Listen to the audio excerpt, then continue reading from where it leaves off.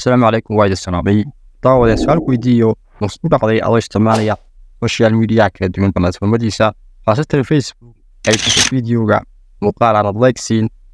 heergarayn comment ka bixin inuu muuqaalkiisa ku dhaafo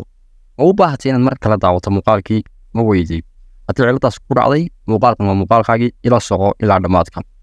qodobka koowaad qofan doona Facebook markaa wuxuu leeyahay adeeg ah in muuqaal kastoo aad daawatay aad ugu tegayso halkan markaa ku socono marka soo soo gasho Facebookii saddex dhibcood ayaad taaban doontaa saddex dhibcood markaad saabato setting ay ka dooran doontaa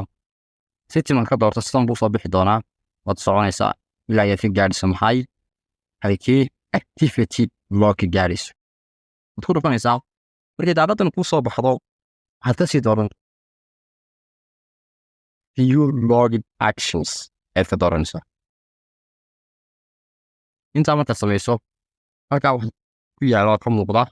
filter iskaas ku dhufan doontaa wixii aad doonaysa ayaa dooranaysaa haye waxaad kasii dooran doontaa all categories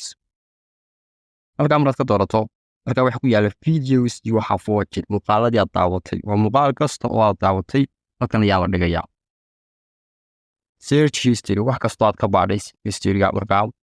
videos iyo waxaa search for muuqaal kastoo aad raadisay adigu waxaad u socotaa markaa videos iyo waxaa watched muuqaal aad daawatay saa markaad ku dhufato muuqaalkii ugu dambeeyey taariikhda ayaad eegaysaa halkaa Agosto 30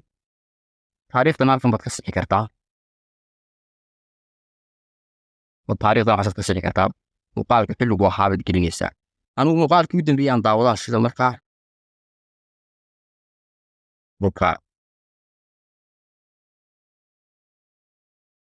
sidaas la mid ah ayaad ku sheegi karaysaa aad bay salaamaya dhammaantiin